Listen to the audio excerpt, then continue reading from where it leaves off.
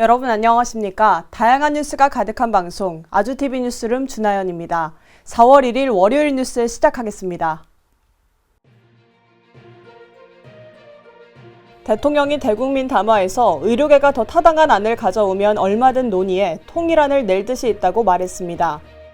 국민의힘 한동훈 비대위원장이 부가세 간이과세 기준을 연매출 8천만 원에서 2억 원까지로 늘리겠다고 공약했습니다. 민주당 이재명 대표가 오늘 인천 지역 선거 유세에 집중했습니다. 개항을 지역구 경쟁자인 원희룡 후보와 TV토론 녹화도 진행했습니다. 지난달 우리나라 수출이 6개월 연속 수출 플러스를 달성했습니다. 이 가운데 반도체 수출액은 21개월 만에 최대치를 기록했습니다. 수출입용 화물을 보관하는 보세창고에서 상자를 바꿔치기에 80억 원 상당의 수출용 면세품을 밀수한 일당이 적발됐습니다.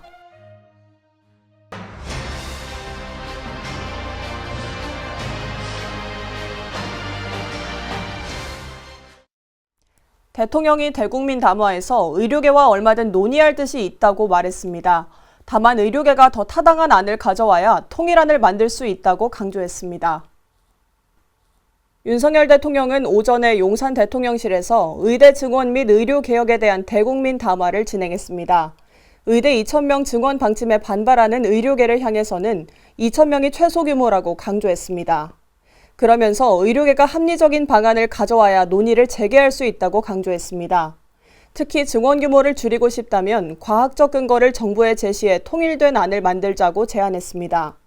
의료 대란 우려가 커지는 것에 대해선 국민께 송구한 마음이라고 전했습니다. 반면 정권 퇴진을 외치는 의협에는 자신이 아닌 국민을 위협하고 있다고 비판했습니다. 국민의힘 한동훈 비대위원장이 부가세 간이과세 기준을 연매출 8천만 원에서 2억 원까지로 늘리겠다고 공약했는데요. 지난 2월 윤 대통령이 상향 조정하겠다고 한 1억 400만 원에서 더 파격적으로 올리겠다는 계획입니다. 국민의힘 한동훈 비상대책위원장 겸 총괄선대위원장은 부가가치세 간이과세자 적용 기준을 올리겠다고 공약했습니다. 연매출 8천만 원이었던 기존 기준 금액을 2억 원까지 상향 조정하겠다는 겁니다. 한동훈 위원장은 부산 사상구 유세에서 소상공업을 하는 시민들을 위해 정치가 더 과감하게 도와야 한다고 목소리를 높였습니다. 앞서 윤석열 대통령은 지난 2월 민생토론회에서 간이과세 기준을 1억 400만 원으로 올리겠다고 발표한 바 있습니다. 한 위원장은 이에 대해 기준 금액을 2억 원까지 파격적으로 올려야 한다는 뜻을 내비쳤습니다. 그러면서 이를 위해 부가가치세법 개정이 필요하다며 총선 승리로 법 개정을 이뤄내겠다고 약속했습니다. 민주당 이재명 대표가 오늘 인천 표심 잡기에 나섰는데요. 개항을 지역구 경쟁자인 원희룡 후보와 TV토론도 진행했습니다. 더불어민주당 이재명 대표는 오늘 인천을 돌며 총선 표밭 따지기에 몰두했습니다. 이재명 대표는 인천 동미추홀 을과 중 강화 옹진을 찾아 유권자들을 만났습니다. 그러면서 해당 지역구의 남영희 조택상 후보를 지지해달라고 시민들에게 호소했습니다. 뒤이어 자신의 지역구인 계양을에서는 골목을 다니며 유권자들을 접촉했습니다. 이 대표는 또 경쟁자인 국민의힘 원희룡 후보와 TV토론을 사전 녹화하기도 했습니다. 두 후보의 토론은 내일 저녁 9시 방송될 예정입니다. 지난달 우리나라 수출이 지난해보다 늘면서 6개월 연속 수출 플러스를 달성했는데요. 특히 반도체 수출액은 21개월 만에 최대치를 기록했습니다. 산업통상자원부는 한국의 3월 수출이 지난해보다 3.1% 늘면서 6개월째 수출 플러스를 기록했다고 발표했습니다. 이 가운데 반도체 수출액은 21개월 만에 가장 높은 수준을 찍었으며 IT 분야의 4대 품목도 수출이 증가한 것으로 확인됐습니다. 다만 전기차 판매 증가세가 국내외 시장에서 주춤하면서 자동차 수출액은 5% 줄어들었습니다. 지역별로는 미국과 중국으로의 수출이 모두 늘었는데 대미 수출에 강한 호조세가 이어지면서 지난달도 대미 수출액이 더 크게 나타났습니다. 지난해 12월 대미 수출이 20여 년 만에 대중 수출을 앞지른 이후 이번이 세 번째인 것으로 알려졌습니다. 월간 무역 수지는 42억 8천만 달러 흑자로 지난해 6월부터 흑자가 계속된 것으로 조사됐습니다. 수출입할 화물을 오랫동안 보관해둘 수 있는 창고를 보세창고라고 하는데요. 이 창고에서 상자 바꿔치기로 약 80억 원의 수출용 면세품을 밀수한 일당이 적발됐습니다. 중국 소상공인 명의로 77억 원 상당의 수출용 면세담배와 양주를 사들여 국내로 밀수입한 일당이 경찰과 세관에 적발됐습니다. 인천지검 국제범죄수사부는 관세관련법 등을 위반한 혐의로 30대 중국 동포 A씨 등 4명을 구속 기소했다고 밝혔습니다. A씨 일당은 지난 2022년 여름부터 지난해 가을까지 수출용 면세품 77억 원어치를 국내로 밀수입하거나 이를 시도한 혐의를 받고 있습니다.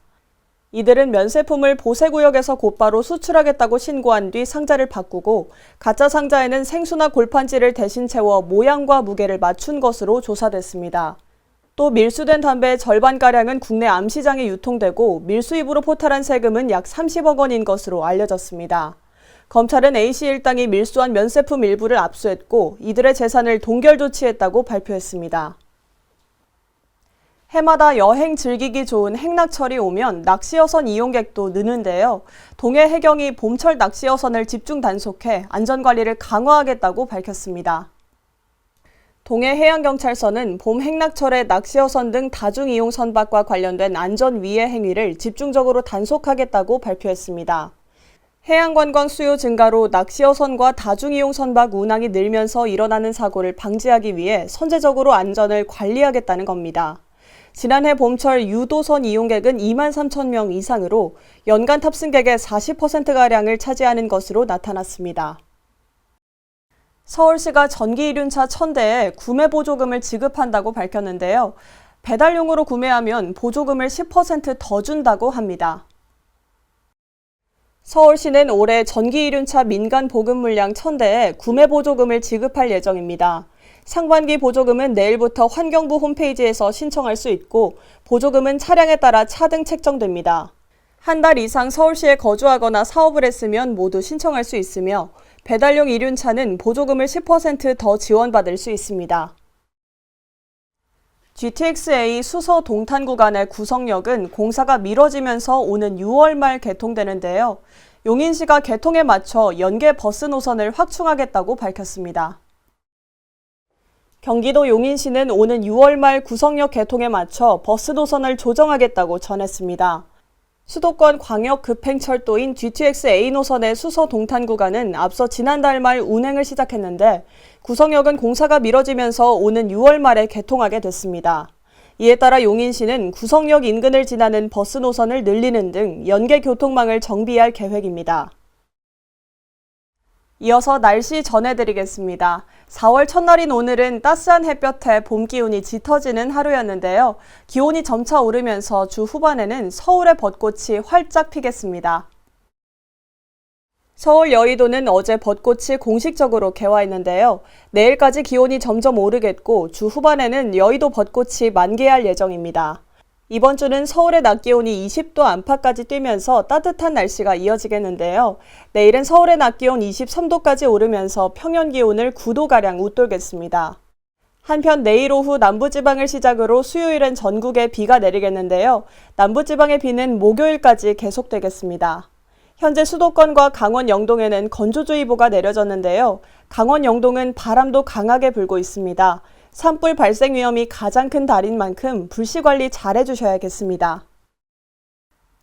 오늘 준비된 뉴스는 여기까지입니다. 월요일 아주TV 뉴스룸 마칩니다. 저희는 내일 저녁 6시에 다시 찾아뵙겠습니다. 시청해주신 여러분 고맙습니다.